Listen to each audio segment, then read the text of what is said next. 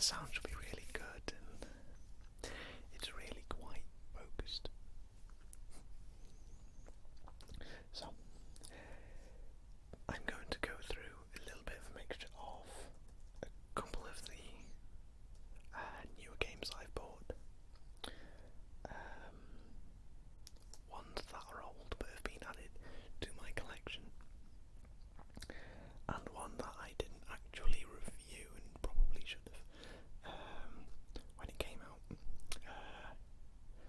It's probably a little too late, but no doubt it will appear in another video.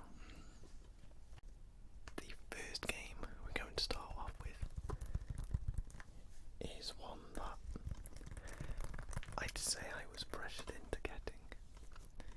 In reality, I sort of was. My best friend kept telling me how I need to play this game and go around to his house and play it and see what it's like. And I was sort of a bit, put off the series and franchise because of previous games. And I didn't like the way that I played very much in past games, but I went round to his house and I had a quick play, and I think the next day I went out and bought it. It's now arrived on EA's vault, and it is Need for Speed. That sounds really good, I must say. Now, Need for Speed is the latest game in the franchise, and I must say it's definitely up there with the likes of Most Wanted, the older one, not this new thing that they released, not that thing, the one with the BMW, the one before Carbon, along with Carbon, because Most Wanted, Carbon, and the two Underground games, they're so good. They're my favourites. And then this one came along, and it stole my heart. The customization is really, really good. In some of the higher end cars, it's not so good. You can't really customize a Porsche, and I think they're Lamborghinis, but I'm not too sure. But I know you can't really customize the McLarens and things to really cool looking street racer levels. But when you go in lower down, you can make the lower down cars extremely good and extremely cool looking, which is what I like about this. I drive in this primarily my BMW M3 E60, I believe it is, but I might be wrong. I think I'm wrong there. Anyway, it's very good, and it stays very true to what Need for Speed should be. And it goes back to the roots of Need for Speed, which I'm so grateful about.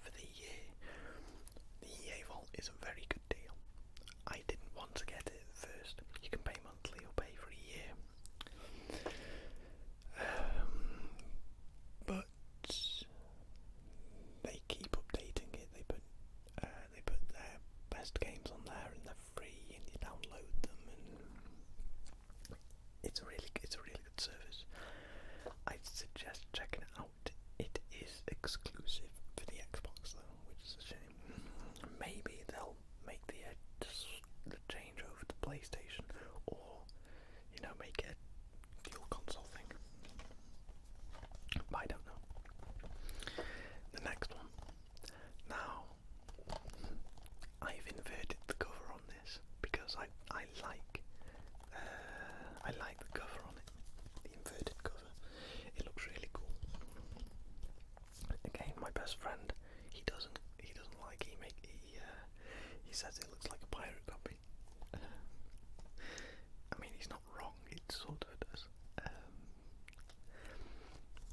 It's fairly recent, graphically, for the PlayStation. I can't say there are many games better than it. If there are, story-wise, fantastic. Last of the series, I believe.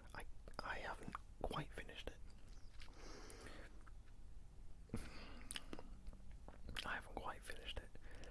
And I'd like to get to the end and maybe see if they're going into a new one. Please don't spoil it for me, because I will never talk to you again. It's Uncharted 4.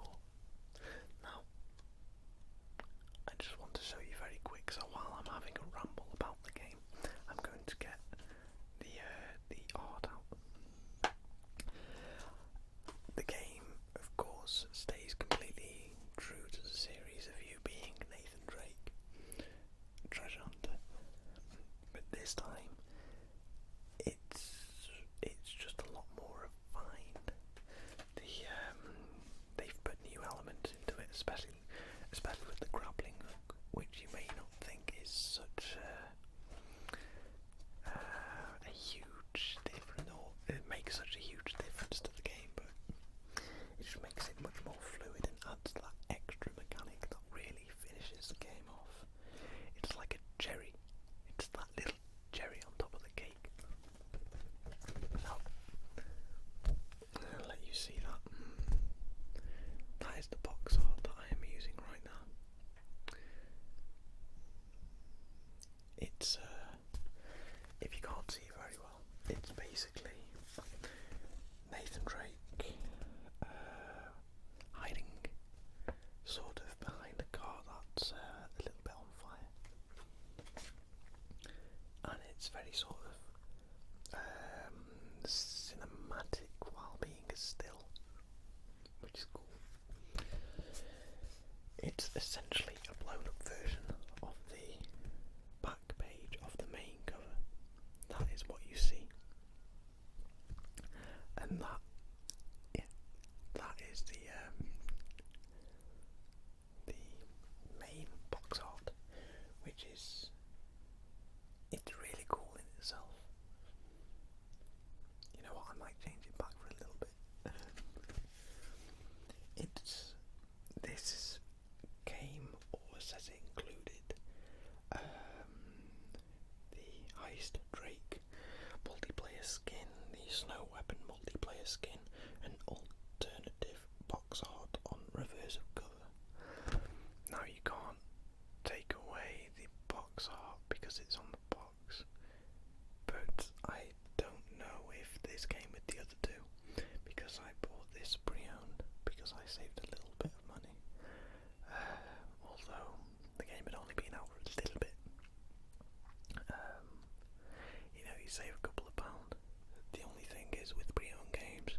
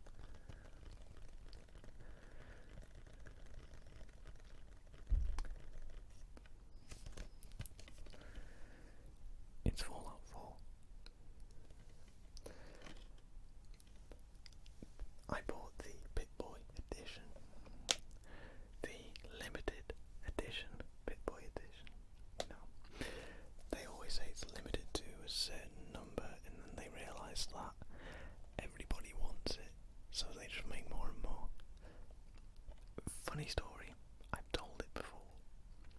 Not really that funny thinking about it, but I've told it before. I really wanted this, and when I found out the price, I was extremely excited. And I went into game about a week after, which was leaving it pretty late, considering they announced it a limited number. And I asked if I could pre-order it. Of course, they didn't have any.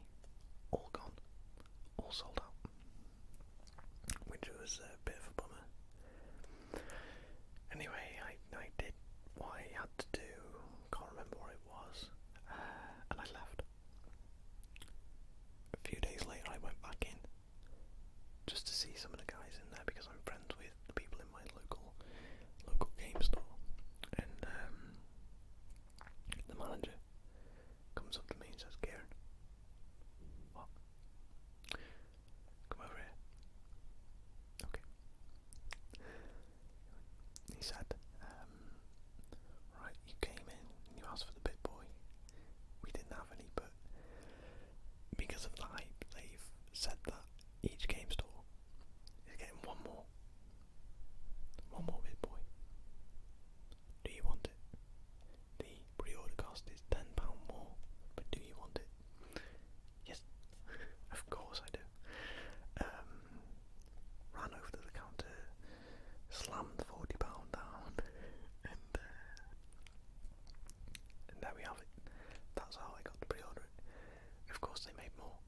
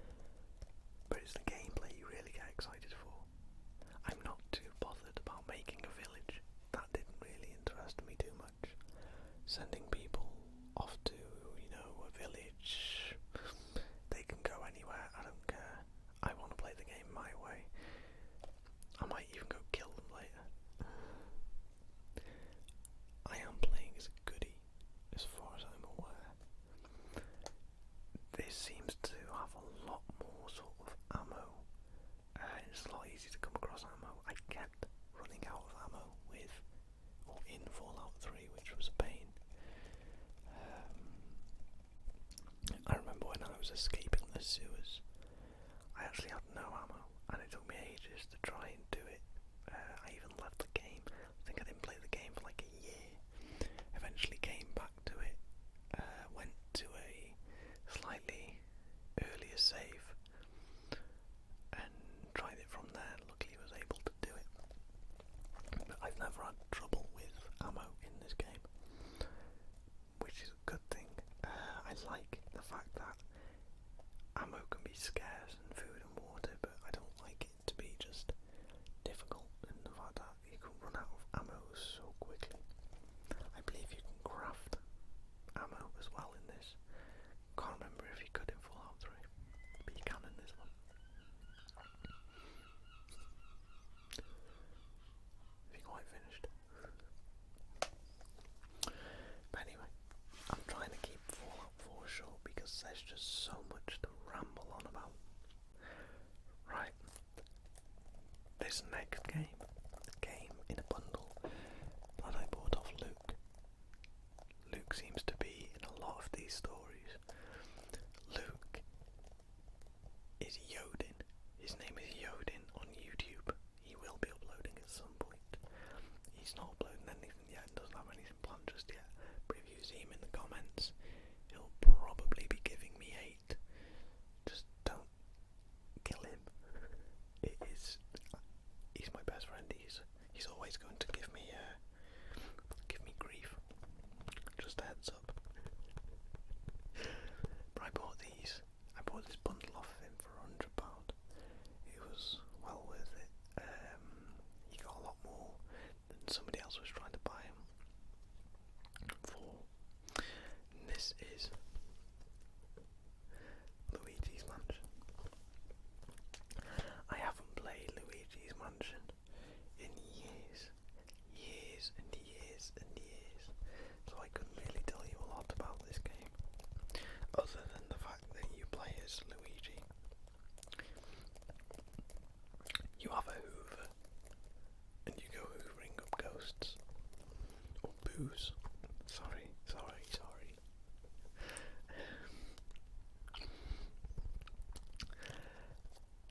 You know, this series isn't about me talking or reviewing the games, it's about my collection.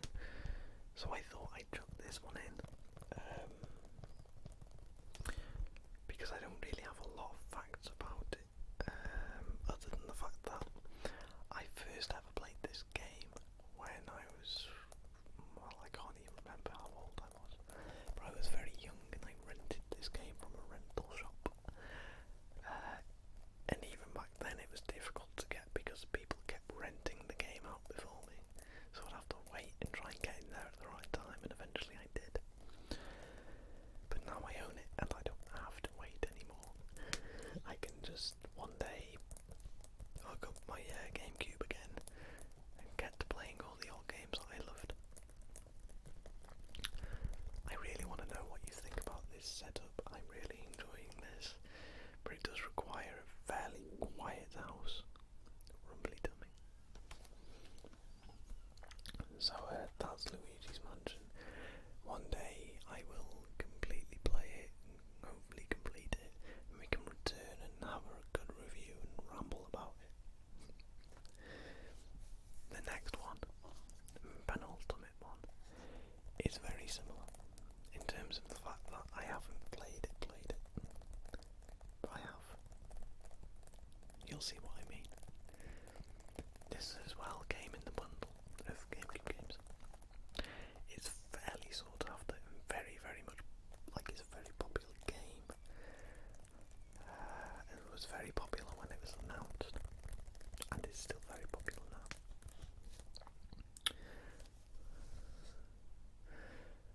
Super Smash Bros. Melee.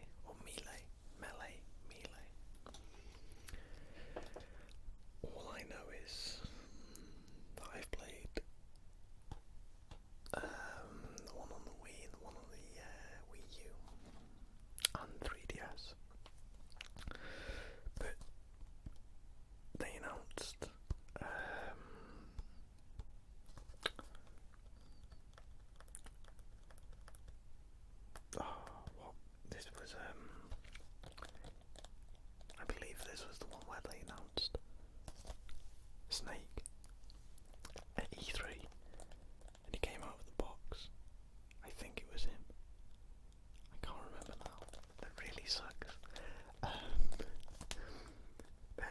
it's a fighting game, of course, and you use Nintendo characters,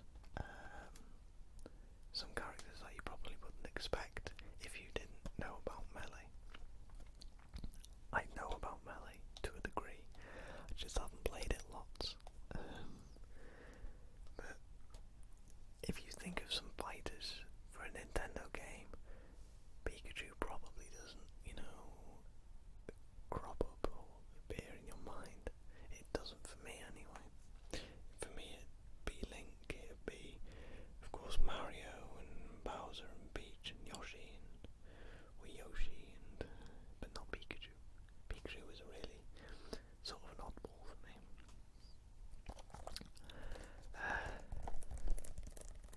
But yeah, again, we can have a good old review when I eventually get around to playing all of my old GameCube games. But this is all about the collection. Moving into the future now, future of gaming. This is like a 3-box thing.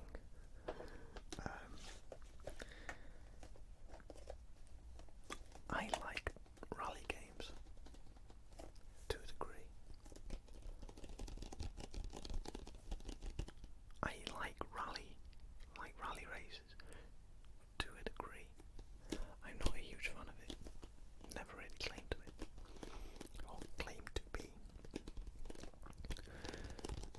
But I'm a fan of a good racer.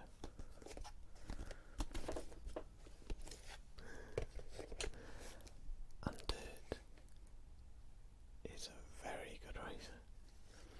I have the 3-box collector's one, or the Legend Edition, where you get, of course, the game, you get a steelbook, and you get a Colin McRae feature-length documentary, which is a really nice touch, because they no longer put Colin McRae's name on the games, which is sad. I think for this one, they should have found a way. Maybe licensing got in the way or something. I don't know, but they should have fit this game because it's just something spectacular. It's difficult, but playable. If you're new to it, you'll get used to it. But if you are used to it already, you'll just have such a good time playing it.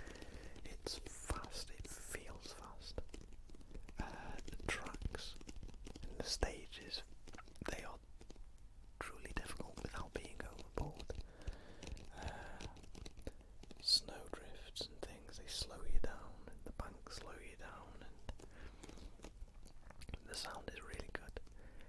I don't know what it's very close between Need for Speed and Dirt Rally in terms of in-game car audio. They're both very, very close. Very, very good sounding games. The documentary with this, if you can pick up the Legendary one, I would certainly recommend it. The Legendary one at the time, or the Legend one, was the same price as the standard one. So, there's no sort of question to it. You have to get the Legend one. The Colin McRae documentary is very good. For obvious reasons, it is a little emotional, but it's very interesting. And gives you a really cool look into the life of the man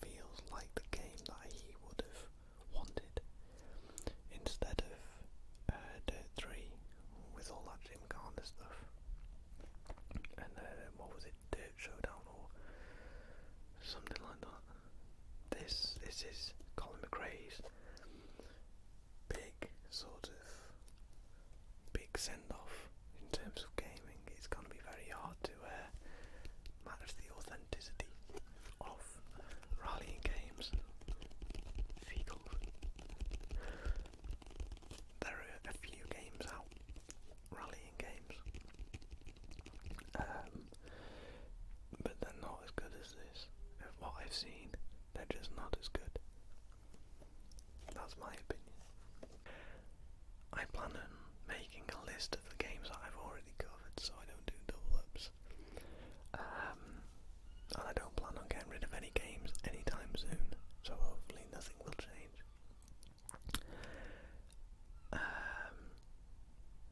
I have, of course, plenty more games to cover in the collection, so just hang on tight and we'll get round to it. And until I see you in the next video, please let me know what you thought of this setup. If you enjoyed it, I will try and do more videos with this setup because I have thoroughly enjoyed this. This has made recording a video an absolute pleasure. It's just felt so different, so smooth.